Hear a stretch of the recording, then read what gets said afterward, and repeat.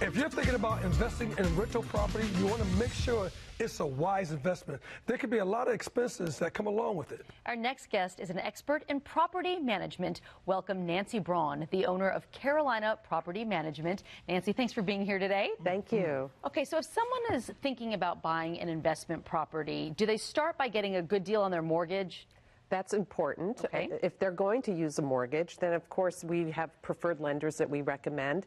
And there's more things than just the interest rate. You got to look at the total cost of acquiring the mortgage. So absolutely, that carries with the property for a long time.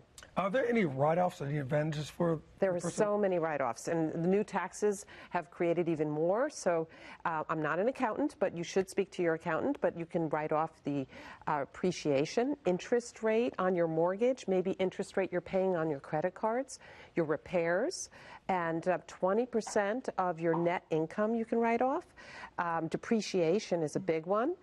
Losses, improvements that you make to the property, personal property if you buy a lawnmower for the property, your travel expenses when you're visiting the property, maybe your home office, any losses that you had, insurance. So there's a lot of different things. A lot of incentives to go ahead and do it. Yes, and make sure your accountant does your taxes so you can take advantage of all of them. What types of regular maintenance does a landlord have to take care of? Right. So many times we'll work with an owner of a property and they just figure, hey, I'm done. You guys take care of it. And I'll write them and say, well, we really should do a termite inspection. Termites are very prevalent in Charlotte and they don't realize that they really need to because you're not living in the house yourself. So I would recommend that every year. You should have your furnace and your AC unit checked and do a maintenance check every season.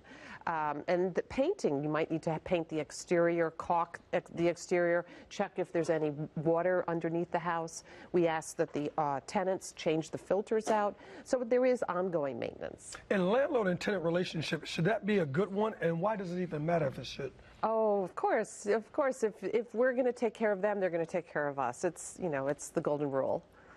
Yeah. So how do you choose tenants wisely? What advice can you offer there? So I would strongly urge that you get a property manager because the property managers are trained, hopefully, on screening your applicants. And you want to make sure that you're doing it fairly and in accordance with fair housing rules. And we do our credit check. We do our background criminal check. And we're also going to do landlord verification. We're going to check their income. We're going to make sure that that they have a good history behind them, that it would be a good tenant to be working with going forward. And do you also check to see if they're adhering to all the different laws that's set up for landlords?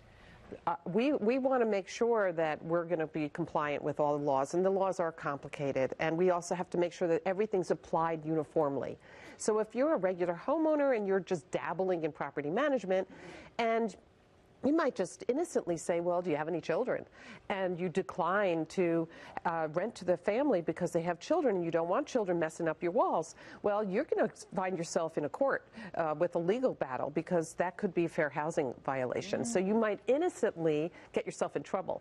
An emotional support dog is not a pet. So you might say no pets allowed, but that's not a pet. It's an emotional support dog. You can't decline that. It. Okay.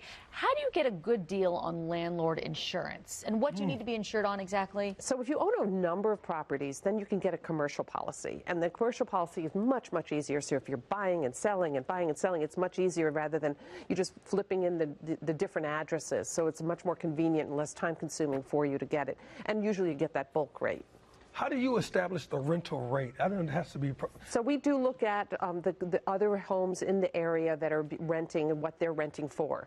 So if there's other properties that have been on the market a long time and they're not renting, we might know, well, that's our cap. We don't want to go that high.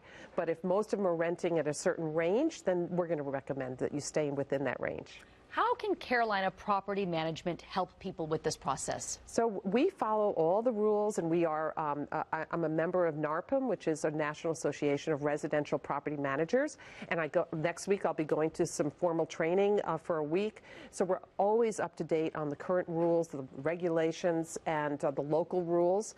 And so you want to have a property management company that has other properties, that has experience. I think one of our most valuable attributes is I have an amazing bookkeeper. So we have accounting software that really can make it a lot easier for that homeowner to deal with their taxes and make sure that we're putting all the security deposits in a trust account, because even as a regular homeowner, you can't just put the security deposit in a regular bank account. So we're also going to save them money. We rent our properties quicker than you're going to rent them. We have thousands of tenants in our database, so we're going to get that property rented. So even if you're trying to save a little bit here and do it yourself, if you get the property rented a month earlier than you would have, it's a wash on the cost. It is a wash on the cost. Last question, what about the technical rate of services for this she talked about? Our rates?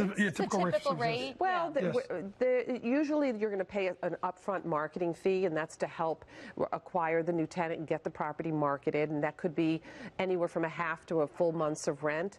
And then there's usually a percentage of the rental income as it comes in. And landlords all across charge different percentages. Typical, you could say 10% might be something that you might see in the industry.